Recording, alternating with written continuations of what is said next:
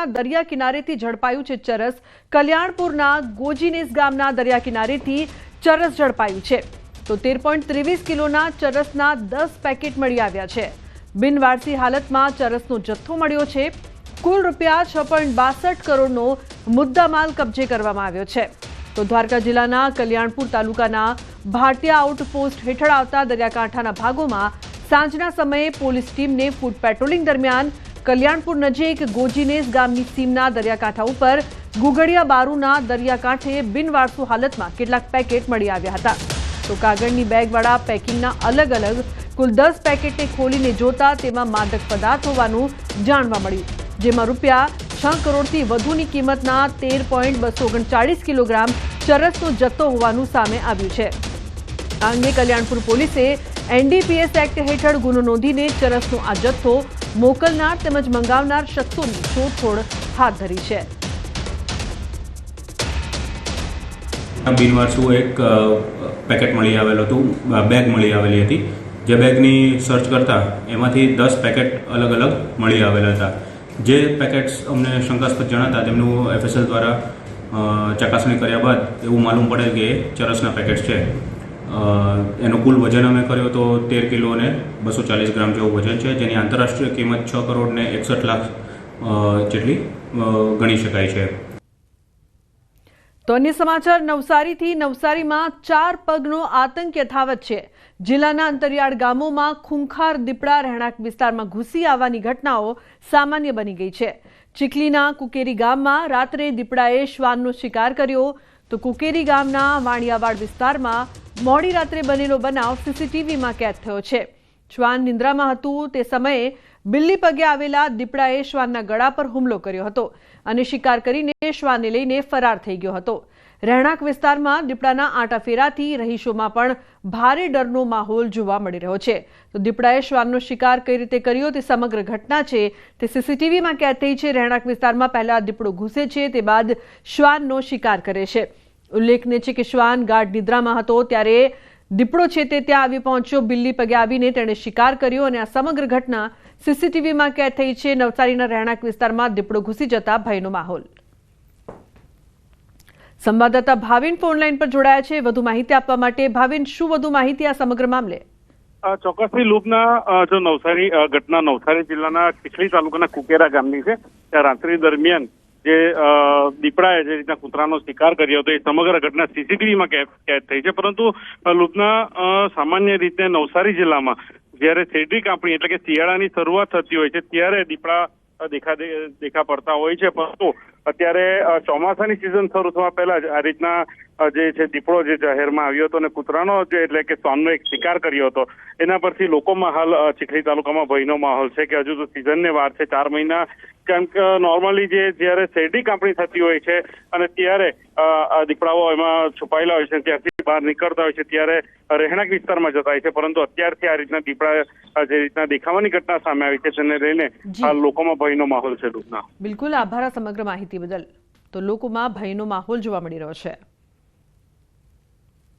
અમદાવાદ બાદ રાજકોટના ગ્રામ્ય વિસ્તારમાં પણ શ્વાનનો આતંક જોવા મળ્યો છે। રાજકોટ જિલ્લાના શાપર વેરાવળ ખાતે આવેલા ઔદ્યોગિક વિસ્તારમાં શ્રમિક પરિવારના 5 વર્ષના બાળક પર 5 શ્વાન તૂટી પડ્યા, જેમાં સારવારમાં બાળકનું મોત થયું છે। 5 વર્ષના માસૂમ બાળકનું મૃત્યુ થતાં રાજકોટ સિવિલ હોસ્પિટલ ખાતે માતા તેમજ પિતાનું હૈયાફાટ રુદનથી વાતાવરણ ગમગીન બન્યું। તો મૃતક બાળકીનો પરિવાર મૂળ બિહારના પટનાનો રહેવાસી છે। બાળકના પિતા શાપર વેરાવળ વિસ્તારમાં મજૂરી કામકાજ કરીને પોતાનું તેમજ પોતાના પરિવારજનોનું ગુજરાન ચલાવે છે। તો બાળકનું સારવાર દરમિયાન મોત જોવા મળ્યું છે। શ્વાનના આતંકના કારણે એક બાળકને જીવ ગુમાવવાનો વારો આવ્યો। 5-6 कुत्ते ने उसको नोच के खा गया। फिर क्या हुआ? तो मैंने गया तो उसको लेके और इधर सब बोला कि एम्बुलेंस आ रहा है तो लेके जाना, तो मैंने एम्बुलेंस में इधर लेके आया, तब तक रास्ते में ही वो खत्म हो गया। તો સંવાદદાતા અંકિત જોડાયા છે ફોન લાઈન પર વધુ માહિતી આપવા માટે। અંકિત, શ્વાનના કારણે એક માસૂમનું મોત, શું વધુ અપડેટ? ચોક્કસ લગ્ન ખાસ કરીને વાત કરવામાં આવે તો એક તરફથી રાજકોટ જિલ્લા આરોગ્ય વિભાગ દ્વારા શ્વાનના ખસીકરણ મામલે દર વર્ષે લાખો રૂપિયાની વેક્સિન છે તે ઉધારવામાં આવતી હોય છે, અને બીજી તરફ વાત કરવામાં આવે તો રાજકોટના ગ્રામ્ય વિસ્તાર એટલે કે સાપર વેરાવળનો જે ઔદ્યોગિક વિસ્તાર છે કે જ્યાં આનંદ ગેટ પાસે ગઈકાલે 5 વર્ષનો જે પરપ્રાંતીય બાળક હતું કે જેની ઉપર 5 જેટલા શ્વાન છે તે તૂટી પડ્યા હતા અને આ 5 જેટલા શ્વાન દ્વારા આ બાળકને છે તે પીંખી નાખવામાં આવ્યો હતો ને ખૂબ જ ગંભીર હાલતમાં બાળકને છે તે રાજકોટ શહેરની સિવિલ હોસ્પિટલ ખાતે સારવાર અર્થે ખસેડવામાં આવ્યું હતું, જ્યાં ટૂંકી સારવાર દરમિયાન આ બાળકનું મૃત્યુ થયું હોવાનું છે તે સામે આવ્યું છે. સમગ્ર મામલે આ મૃતક બાળકની જે લાશ છે તેને પીએમ અર્થે પોસ્ટમોર્ટમ રૂમ ખાતે ખસેડવામાં આવી છે. ત્યારે પીએમ રૂમ પાસે આ પરપ્રાંતીય બાળકના જે માતા પિતા છે રોહી કુમારી અને અજીત કુમાર, આ બંનેનું હૈયાફાટ રુદન છે તે પણ સામે આવ્યું છે. ખાસ કરીને વાત કરવામાં તો આ બાળકનો જે પરિવાર છે તે બિહારના પટણાનો વતની હોવાનું છે તે સામે આવ્યું છે. તેમજ છેલ્લા કેટલાક વર્ષોથી તે અહીંયા સાપર વેરાવળ ખાતે રહીને કારખાનામાં મજૂરી કામકાજ કરતો હોવાનું છે તે વિગતો સામે આવી છે. બિલકુલ અંકિત, આભાર સમગ્ર માહિતી બદલ. અન્ય સમાચારની વાત કરીએ તો દ્વારકાના ખંભાળિયામાં રખડતા ઢોરના ત્રાસથી રહીશો રાડ પાડી રહ્યા છે. ખંભાળિયામાં જ જાહેર રોડ પર યુવક યુવતી ઢોરની અડફેટે માંડ માંડ બચ્યા, ત્યાં ફરી એક વખત આંખલા યુદ્ધથી રહીશોના જીવ તાળવે ચોંટ્યા છે. ખંભાળિયાના રામનાથ સોસાયટીમાં જાહેર રોડ પર આંખલા યુદ્ધ જામ્યું. જાહેર રોડ પર 2 આંકલા વાખડતા રહીશોના જીવ અદ્ધર થઈ ગયા હતા. લડતા આંકલાથી વાહનોને પણ નુકસાન થયું હતું. સતત 2 દિવસથી રખડતા ઢોરની રંજાડથી રહીશોમાં ભારે રોષ જોવા મળી રહ્યો છે.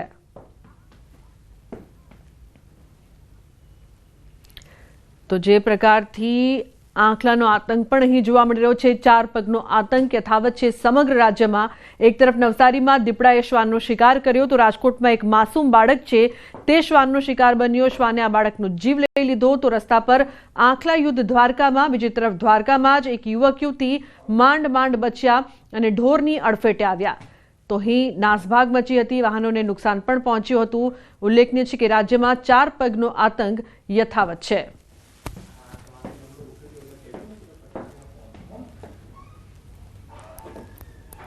તો હવે વાત કરીશું operation શિલ્ડની.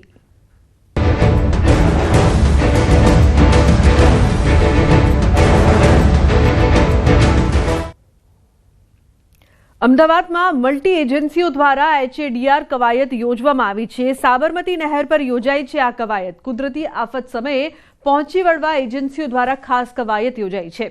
NDRF, SDRF, police, NCC અને સિવિલ ડિફેન્સની સંયુક્ત કવાયત.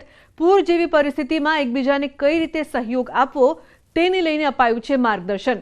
આપત્તિ સમયે કામકાજ સરળ અને ઝડપી બને તેવા પ્રયત્નો કરવામાં આવશે. દરેક એજન્સીઓ અન્ય એજન્સીઓના કાર્યપદ્ધતિ અને સાધનોથી માહિતગાર કરાશે.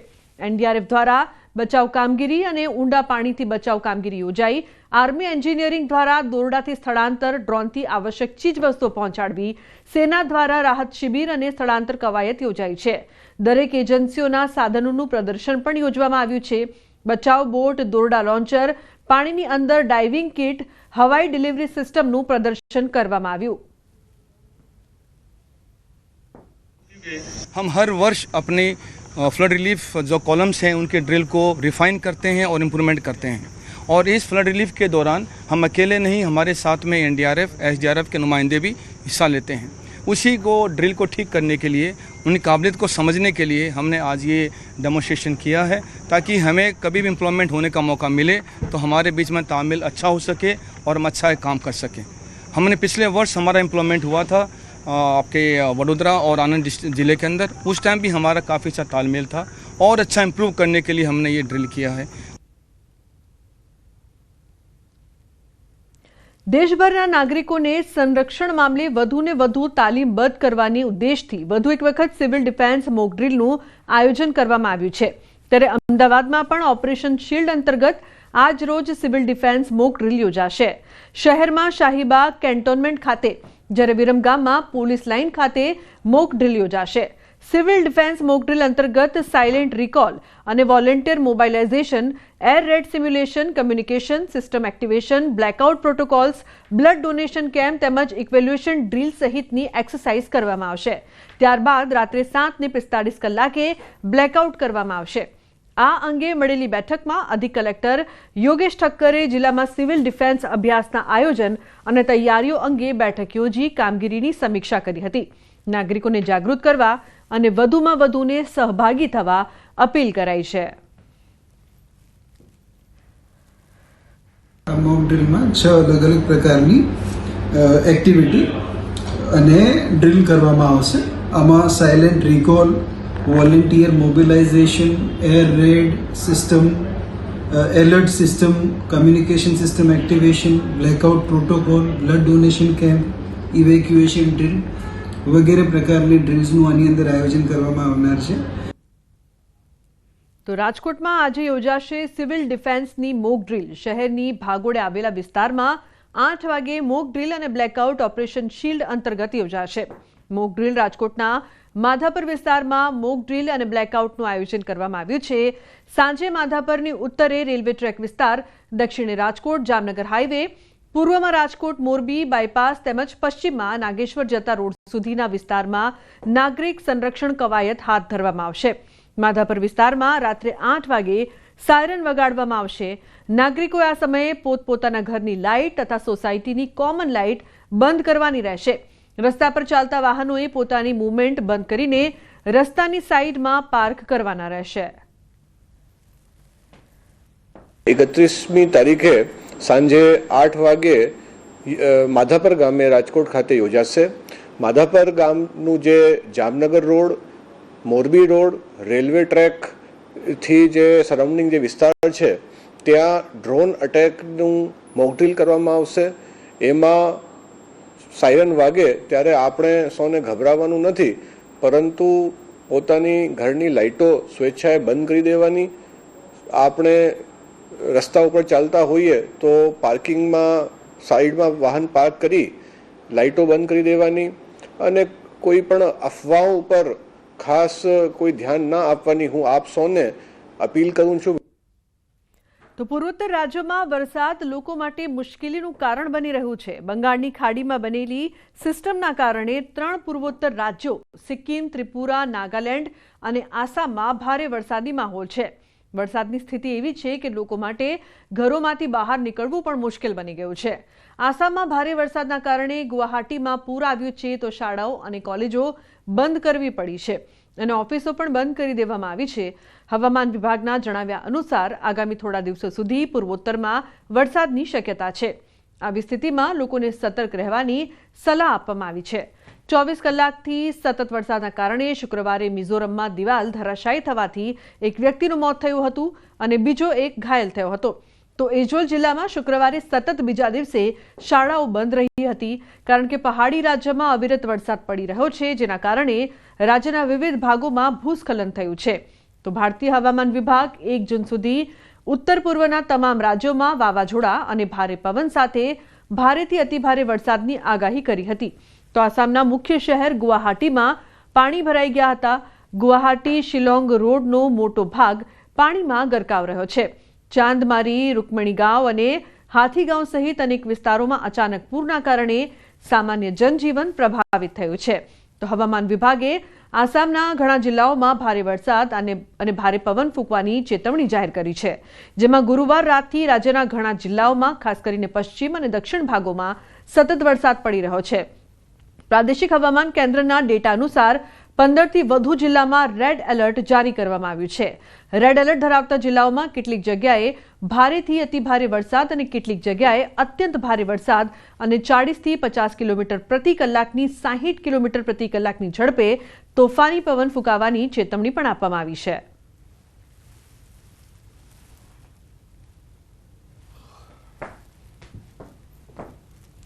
તો મોસમ બદલી રહ્યો છે મૂડ.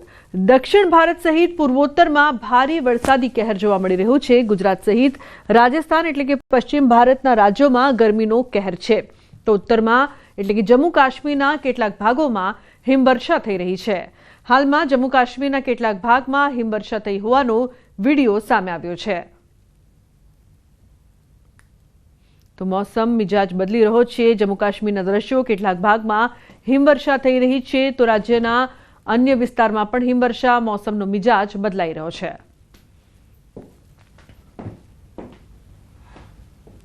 સમાચારનો પ્રવાહ યથાવત રહેશે. હાલ રોકાઈશું એક બ્રેક માટે. આપ જોતા રહો ન્યૂઝ.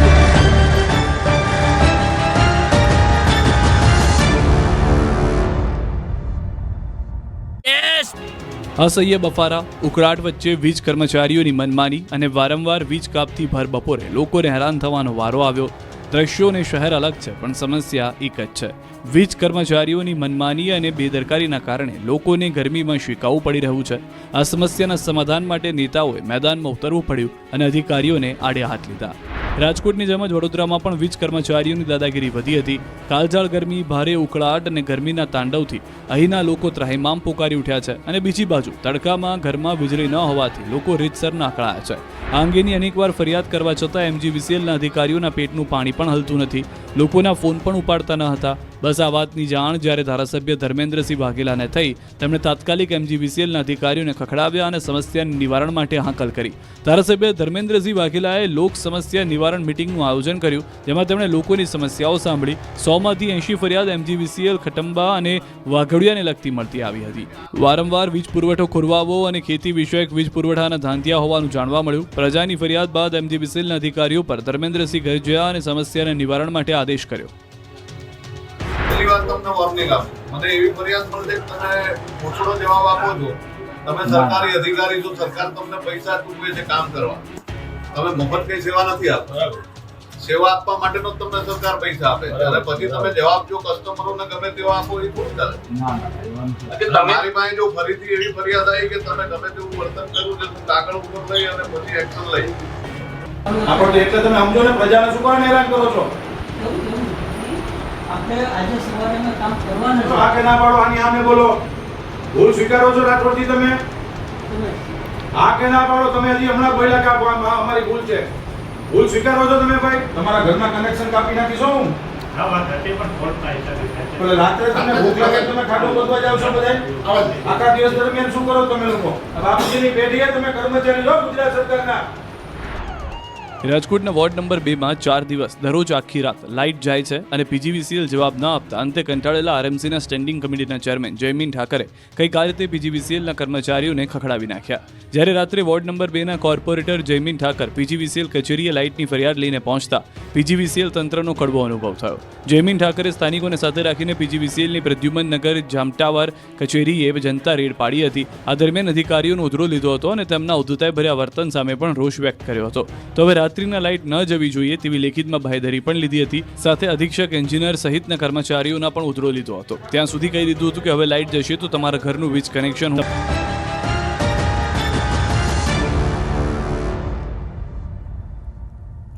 Welcome back. સમાચારમાં આગળ વાત કરીએ તો દેવભૂમિ દ્વારકા જિલ્લાના ખંભાળિયામાં ફરી હાથ ધરાયું ડિમોલિશન. તેલી નદી આસપાસના વિસ્તારમાં તંત્રએ કરી કાર્યવાહી. સરકારી જગ્યા પરના ગેરકાયદેસર બાંધકામો તેમજ દબાણો દૂર કરાયા. પાલિકાએ તેલ નદી અને ઘી નદી કિનારે ગેરકાયદેસર થયેલા 100 જેટલા દબાણકર્તાઓને નોટિસ આપી હતી. નોટિસ મુદત પૂર્ણ થતાં નદીની આસપાસ ખડકાયેલ રહેણાંક મકાન, દુકાનો પર બુલડોઝર ફરી વળ્યું. તંત્રની કાર્યવાહીથી દબાણકારોમાં ફફડાટ ફેલાયો છે.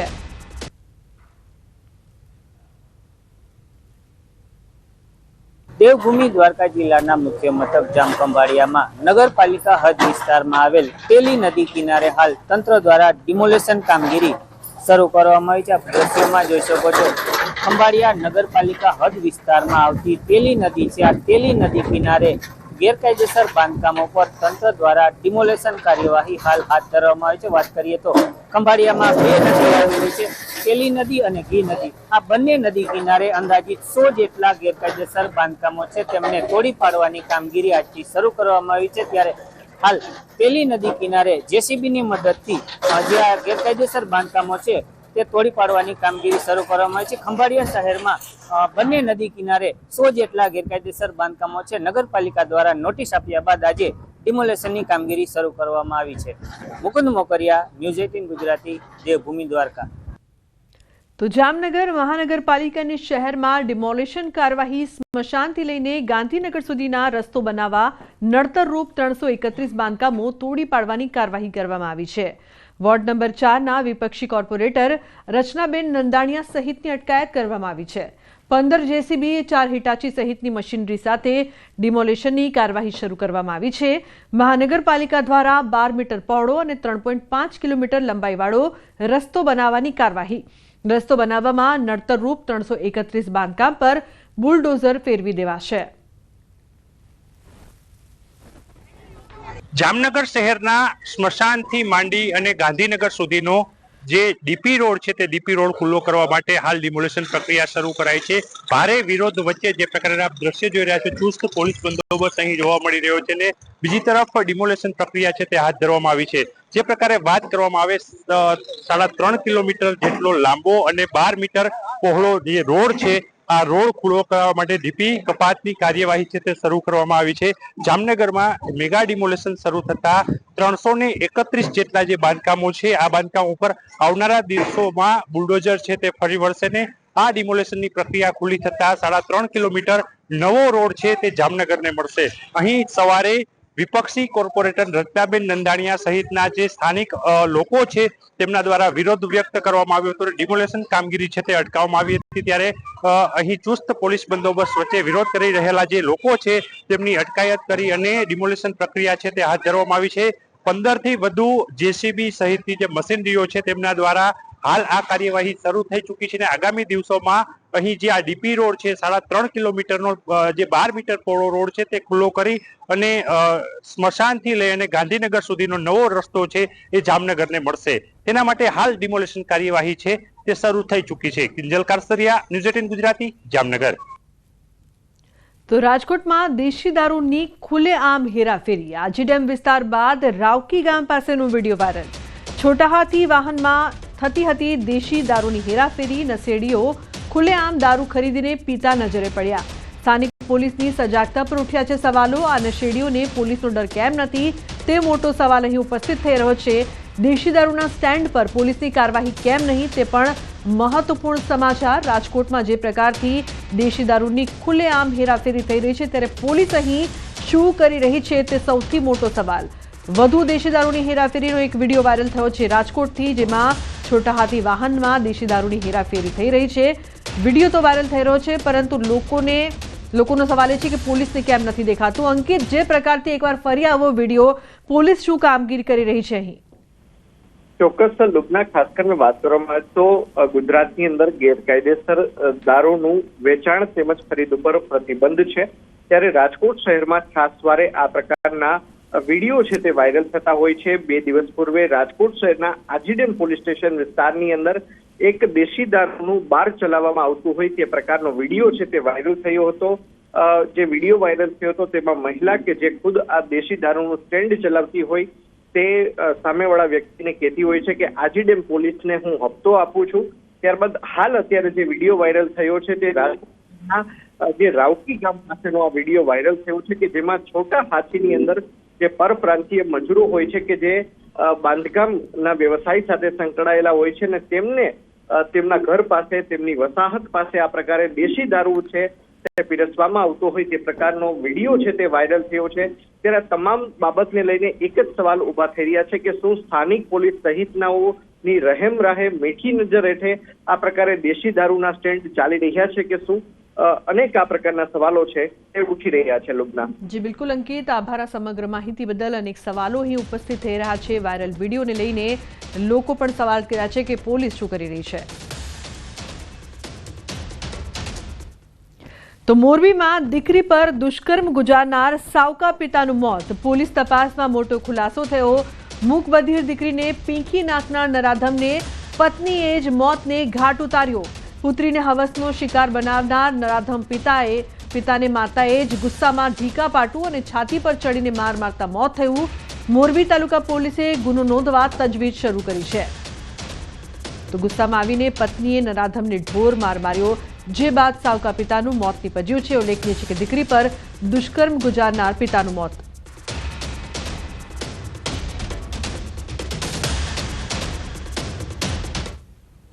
નેતાઓ 12 મહિના બોલતા હોય છે, પણ જ્યારે ચૂંટણી આવે ત્યારે મતદારોને બોલવાનો મોકો મળે છે. ત્યારે કડી વિધાનસભા પેટા ચૂંટણીના પડઘમ વાગી ગયા છે, ત્યારે અહીંના મતદારો પણ પોતાની સમસ્યાને ઉજાગર કરી રહ્યા છે. જાસલપુર રોડ વિસ્તારમાં મતદારોએ તંત્ર સામે ભારોભાર રોષ વ્યક્ત કર્યો. આ વિસ્તારમાં ગાયકવાડ સમયનું તળાવ ગંદકીથી ખદબદી રહ્યું છે, જેનાથી સ્થાનિકો પરેશાન છે. ઉપરાંત ચોમાસામાં તો સ્થિતિ ખૂબ જ ખરાબ થાય છે. લોકોના ઘરોમાં ગંદા પાણી ઘૂસી આવે છે. ત્યારે આ તળાવ સહિત વિસ્તારને સાફ કરવા અને સ્વચ્છ રાખવા સ્થાનિક મતદારો માંગ કરી રહ્યા છે. અમને ડર છે કે આ વિસ્તારની અંદર પાણી ભરાઈ જશે 4 થી 6 ફૂટ અને તમામ લોકોને ખૂબ હાલાકી વેઠવાનો વારો આવશે. અત્યારે આ ગંદકીવાળા પાણીથી ખૂબ બીમારીનો માહોલ છે. ચારે તરફ અફરાતફરી દોડી ગઈ છે અને લોકોમાં એટલો બધો ડરનો માહોલ છે કે કદાચ આપણે મકાન ખાલી કરીને અહીંથી ઘણા બધા લોકોને સ્થળાંતર કદાચ કરવું પડે.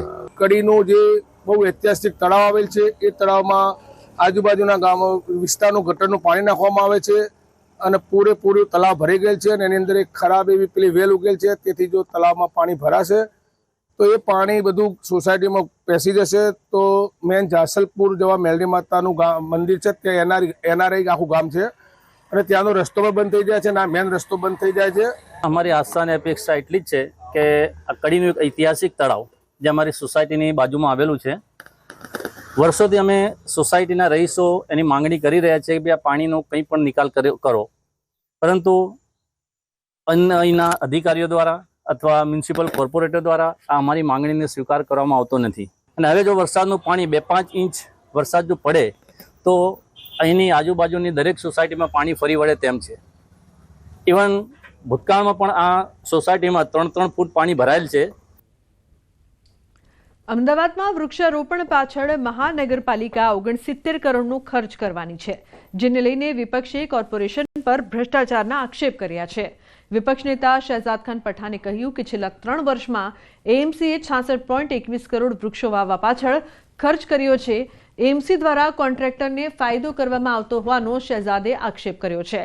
તો આ તરફ આગામી 1 વર્ષમાં 21 લાખ વૃક્ષોનું વાવેતર કરવાનું મહાનગરપાલિકાએ લક્ષ્ય બનાવ્યું છે. આ માટે કુલ 4 એજન્સીને કામ સોંપવામાં આવ્યું છે. કોર્પોરેશને અમદાવાદ શહેરમાં 60 સ્ક્વેર મીટર સુધી ગ્રીન કવર પહોંચ્યું હોવાનો પણ દાવો કર્યો છે.